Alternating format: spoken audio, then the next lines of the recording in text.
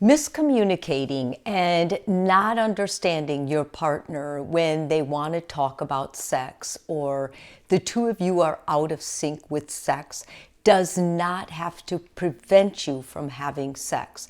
You have to understand, most couples, the majority of couples, have times in their life where they're not in sync with sex. They miscommunicate.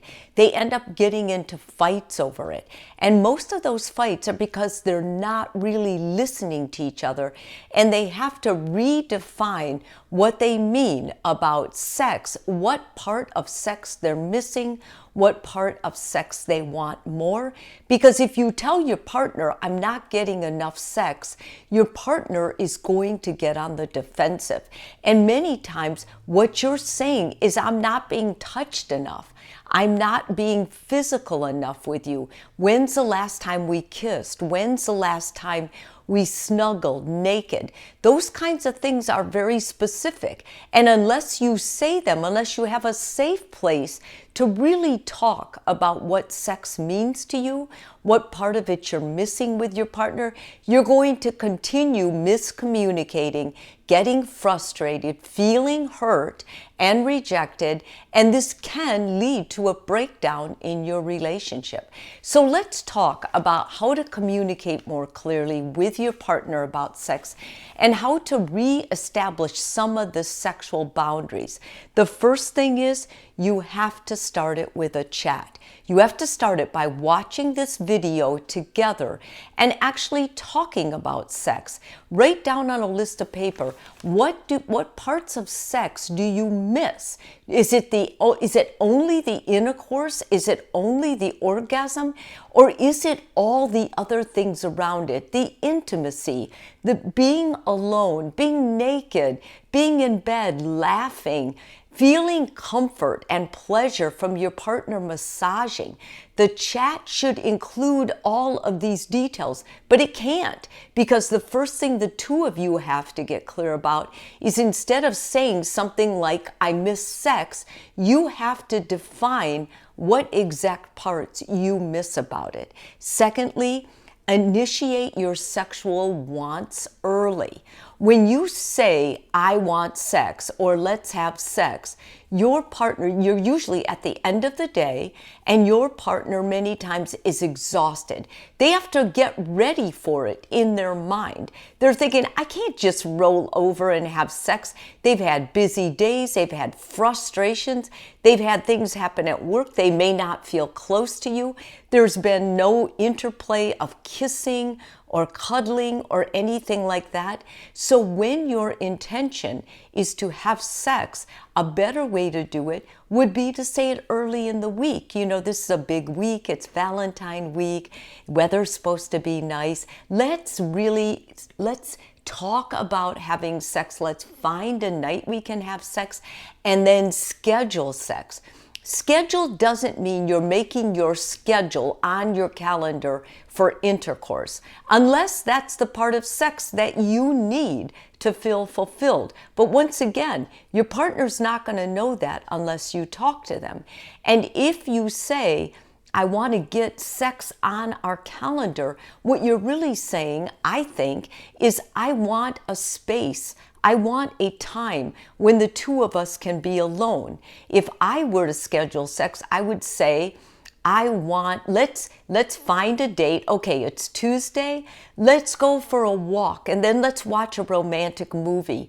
Share dinner out. We'll get DoorDash or something, call it in, and then we'll start with cuddling. We'll cuddle, and then we'll see where it goes. That would be my idea of scheduling sex, but that doesn't mean that's your idea. So be specific when you schedule about the idea that when you schedule, it doesn't mean you're scheduling intercourse. Make sure your partner knows up front, what are you scheduling? Are you scheduling alone time?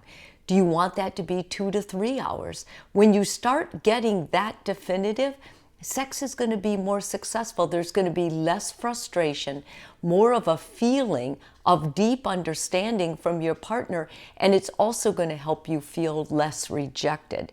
Next, it's important that you basically are talking to your partner so that you don't take their rejection personally.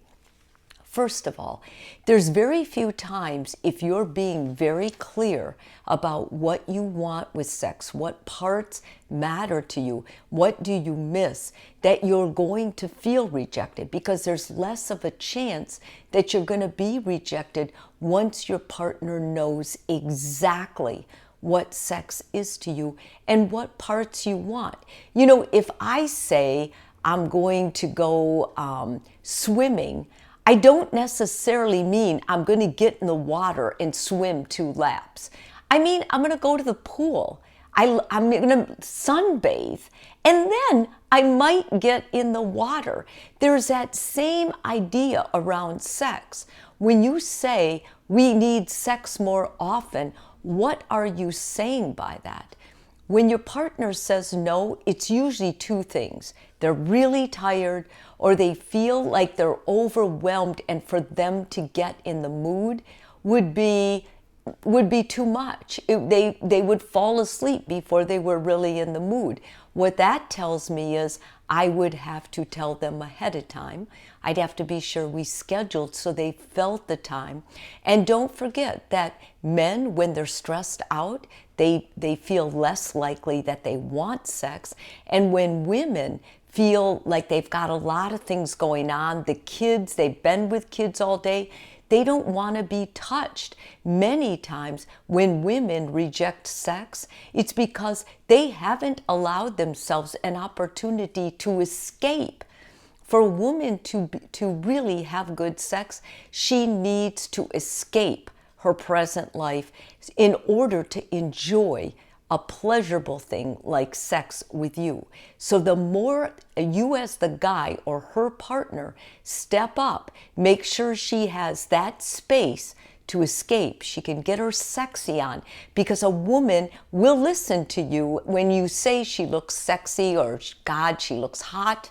But more than that, she has to feel sexy or hot. And if you've been with kids all day, that takes some real creation. You need time to get your sexy on. Miscommunicating about sex is the #1 reason couples don't have good sex. They're frustrated by sex. So let's learn to define it, to talk about it, and then get it on our calendars.